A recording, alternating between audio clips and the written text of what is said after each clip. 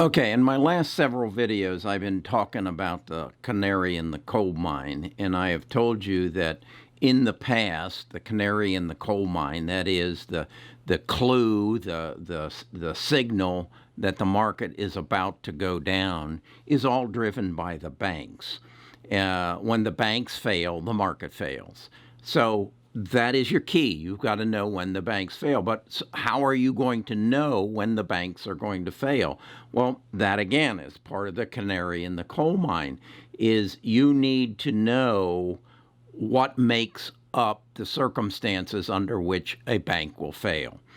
And it all wraps around debt.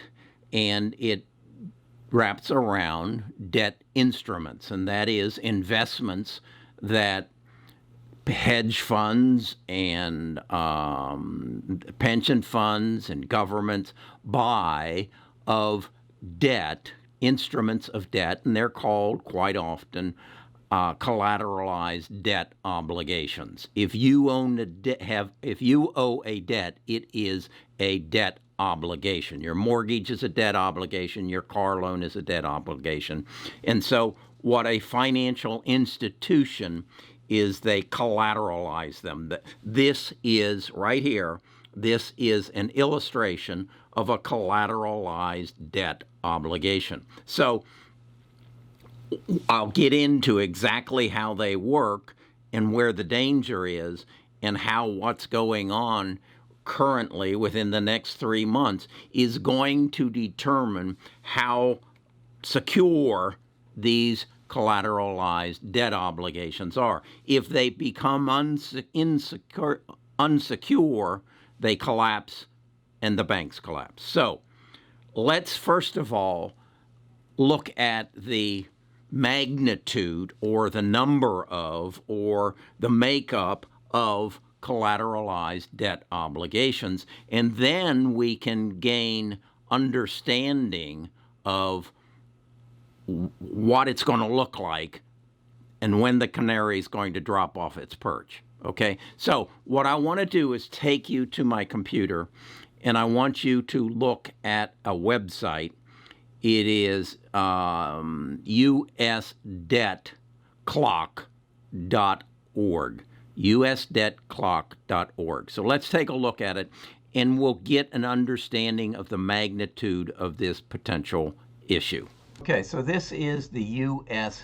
debt clock, and what you see is a running tab on what U.S. debt looks like. The first, most obvious, is this category right here, and as it says when I put my cursor on it, this is the national public outstanding debt. This represents what the U.S. government owes, and it's $26,658,000,000. This number in 2008 was $8 trillion. And to get us out of the subprime crisis through quantitative easing, this number went to $18 trillion in 2018. And it has since gotten, as we entered January of 2020, this number was roughly 23 trillion. And as you can see, it's now 26 trillion, and that's as a result of the $3 trillion that has gone into the economy over the last several months in the form of $1,200 checks to everybody who made below a certain amount of money, and then also $600 a week as supplements to unemployment, the Paycheck Relief Program, all the programs that happen. So this is the national debt. National debt isn't a big worry to me because for the most part, if they need more, they just print more. So what I want to go down then to is personal debt. See down here, that's 20,646 trillion. This is your debt. This is U.S. personal debt, including personal obligations, mortgages, consumer debt, which includes car loans, short-term revolving credit debt. That's $20 trillion, okay? So the point is that if you don't make your payments on this debt, then the holders of the debt can't pay to the holders of the collateralized debt obligations. Now, what does this amount to? In personal debt, that is per citizen of the United States, that represents $62,553 per person. Just to make you feel a little bit warmer about it, if you add to your portion of the national debt, that comes to something that you personally you owe $141,000 is your personal obligation. Okay, now we also then add to this student loan debt of another $1 trillion, and then the credit card debt of just under $1 trillion. So this is the money that goes into those collateralized debt instruments that I showed you on top of my desk. This is the heart of the canary. As these numbers are blinking, this is the heartbeat of the canary in the coal mine. When that heartbeat stops or becomes interrupted, that's when things get a little difficult. Okay, so now let's go back and look at our collateralized debt instrument. Okay, as I showed you, this is made up of our consumer, and what I didn't show you on there is our business debt. So what happens is that a collateralized debt instrument takes your mortgage debt, your car debt, your credit card debt, and then some corporate debt. And these debts are all rated by Standard & Poor's, Fitch, and Moody's, okay? And they can range from AA, and in corporate debt, there are only two corporations that I could find that are currently, AAA, and that is Microsoft and Johnson & Johnson. So they are pretty solid debt. Then you have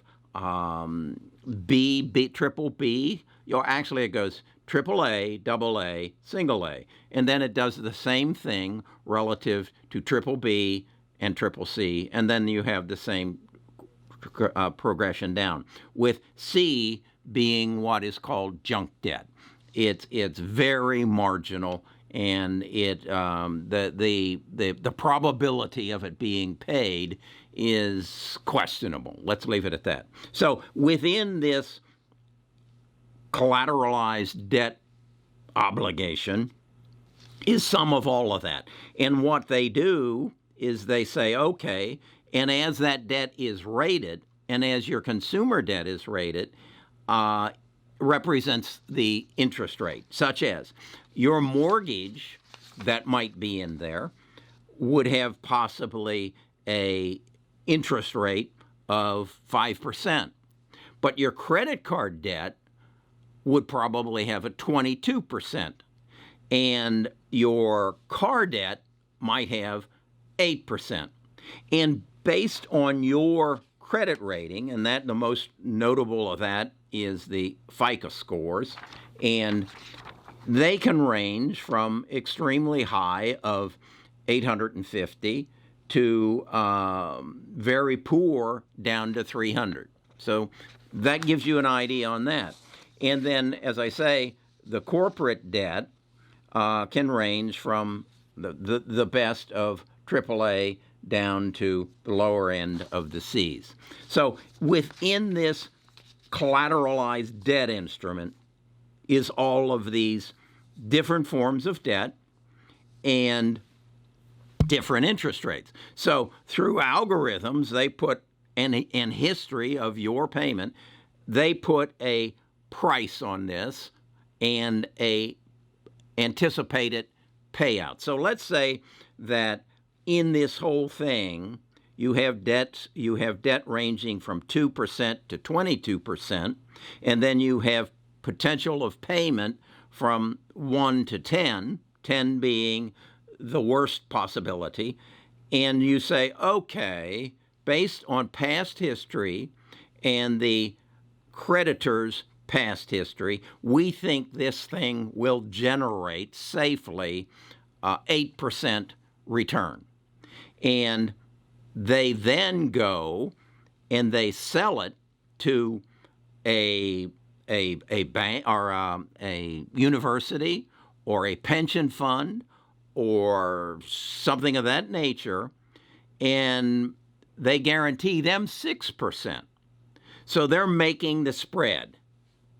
The seller of the collateralized debt application is making the difference between the 8 and the 6. Now, it may be that it's 12 and 8.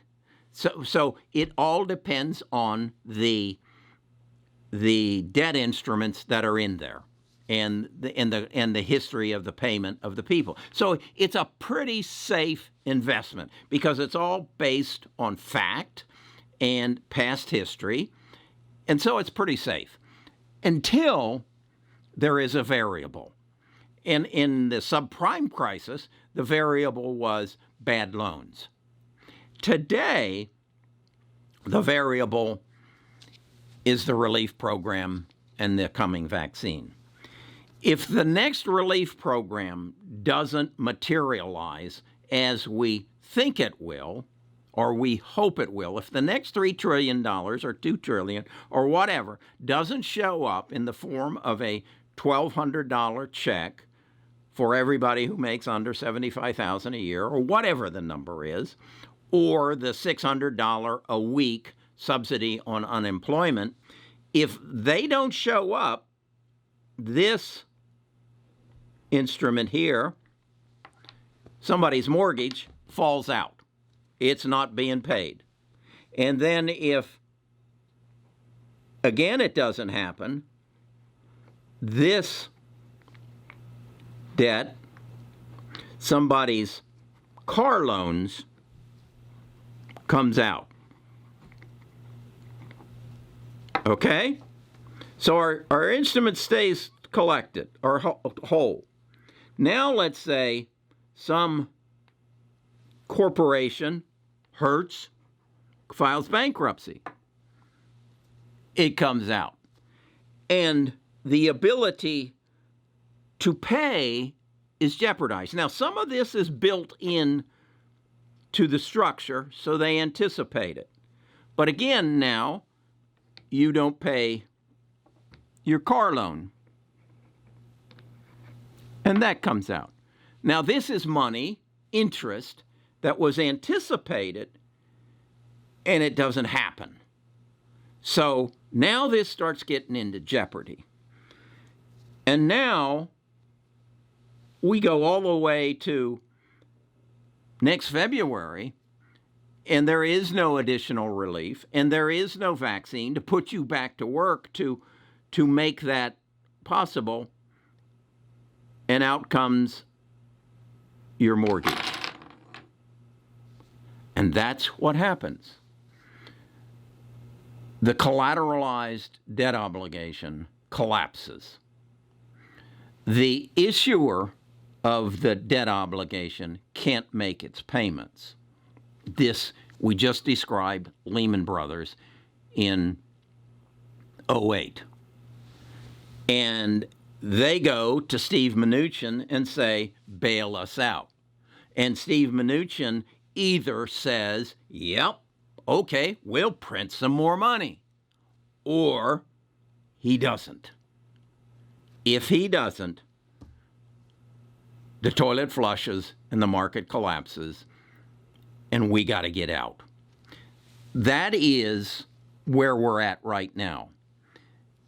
In order for this to not be in jeopardy and not to step back into more national printed money, and that is a potential for how this might not collapse, But we need to be aware of this. We just can't be moving through this market as today I thought would be down as Tesla, some of my gains in Tesla and Amazon were pulled back.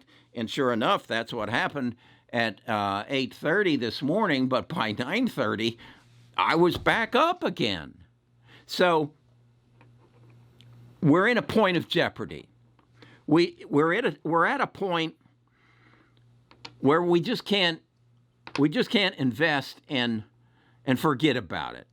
We got to be conscious of what is happening and understand how the structure is built and what our investments are contingent upon.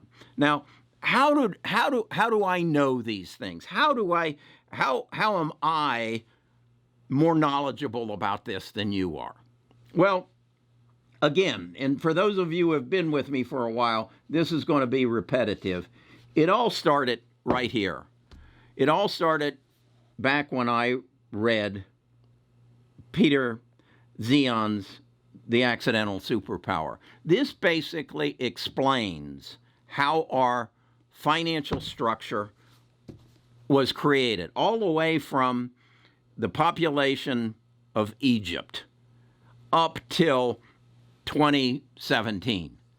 And it then projects, and it pretty much, before Trump was elected, it projects what's going to happen. That was the start for me. Then I became aware of the Big Nine. These are the people who have been collecting the data through your computer, through your phone, through your apps, of everything you do, how you do it, and what it's all about. And how there are 9 companies, 6 of them in the United States, who have all this data, and how it is going through artificial intelligence, machine learning, going to drive our economy. Then I read this book, and this is a window into the future. This is The Future is Faster Than You Think. And this truly gives you a window into the future as to how these 2 other books are going to transform our society and transform our business community and what's going to happen in the future. Now, if you know all that, you're in pretty good shape. The only issue you now have to deal with is up here.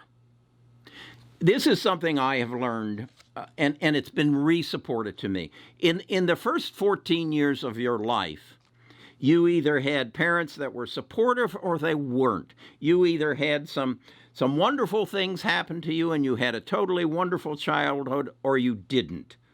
But as a result of those first 14 years, you acquired a roommate. And that roommate lives in your head, and 90% of the conversations that you will have in your life are had with that roommate in your head. If they're positive, supportive, and your biggest fan, well, good for you. You're probably the president of a major corporation. But if, on the other hand, you had some issues and maybe it didn't work out quite the way you did, this is the person who told you not to ask out that pretty girl or that super athlete in high school, because he told you or she told you they're going to laugh at you because they're not going to go out with you. So don't be an idiot and do that. That's the same person who told you you couldn't become president of the corporation you work for. That's the same person who told you to get out of Tesla at 900. That's the same person who told you to get out of Amazon at 1,000. That's who lives in your head. And you listen to them. So what you need to do is get rid of them. You need to evict them. You need to get them out of there so that you can create a plan based upon your knowledge and your understanding so that you can make good decisions and then stay with them. I know this because I lived it. I lived it. And in this book, I chronicle to you the 10 days in my life before I turned 14 that created the unwanted roommate in your head who created all the doubt. Oh, they're talking about me. They're laughing and they're laughing about. No, they aren't. You aren't that important. But that's what your head tells you. I need to get out of that stock. No, you don't. You just need to hold your ground until the canary falls off the perch. So I wrote a book and I explained how I found the exit strategy to get rid of that roommate and how I then created my biggest fan. I had no idea what this video was going to be about until 6 o'clock this morning when I woke up and my roommate said to me, we need to do a video on the debt clock. You've done one before, but you need to bring that up because it's very pertinent now. And you need to go to Walmart and buy these little blocks so that you can show your audience what a collateralized debt instrument looks like. So that's what I did this morning. I went to Walmart. It cost me about $7.66. And it may be the best $7.66 that I have spent in your life. Because if you understand this, and if you can recognize it as it happens, you aren't going to be sitting there on the toilet when the toilet flushes and going down with it. You're going to get out. You're going to go to cash, just like I did the first time I understood the debt clock back in 2019. And when the March bubble hit, I was in one stock, and that was Amazon, because I felt I had the courage to stay with it until the toilet flushed. Well, it didn't happen. It didn't happen because coronavirus occurred. And $3 trillion was pumped into the economy, and that's what's kept it afloat. Now, will it continue? I don't know. But I know what to watch for so that if it does fall apart, I know when to get out. Now, I'm sharing this with you because you deserve to know. You're innocent participant in a very dangerous game. And I've learned all this, and I want to share it with you. And if you want to be a part of this, you sign up for bestofusinvestors.com. There, I'll ask you for your name and your email address, and every morning I will send you an email that will tell you what I am in the market, what's happening in the news, and what other members of the tribe are talking about. Now, I got a email on my last video, in which I said that Overstock.com could be in jeopardy, and they've made the surge in their earnings because of you're at home and you're not on vacation and you've got this extra money, so you bought a new sofa. And one of you wrote and said, obviously, you haven't done your research and you don't know about the blockchain. Well, I know about the blockchain, the app they have where they trade currencies, but I didn't think it was really pertinent. And I wrote back to the guy and said, look, that's what this tribe is all about. I don't have all the answers. Don't expect me to have all the answers. But if we can get to 1 million minds where someone out there has the answer as to why Overstock.com will succeed and will go on, well, then share it with us.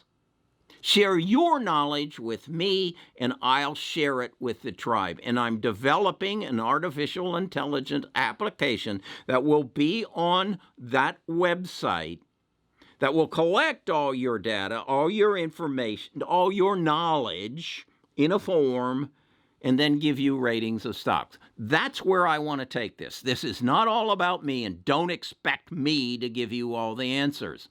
If you got an answer, you got to share it. Okay. Sometimes I feel I get angry in these videos, and I don't really want to, because you give me such pleasure to know that I'm helping people, young people, old people, understand the stock market and maybe make their life a little bit better. I'm really a happy guy.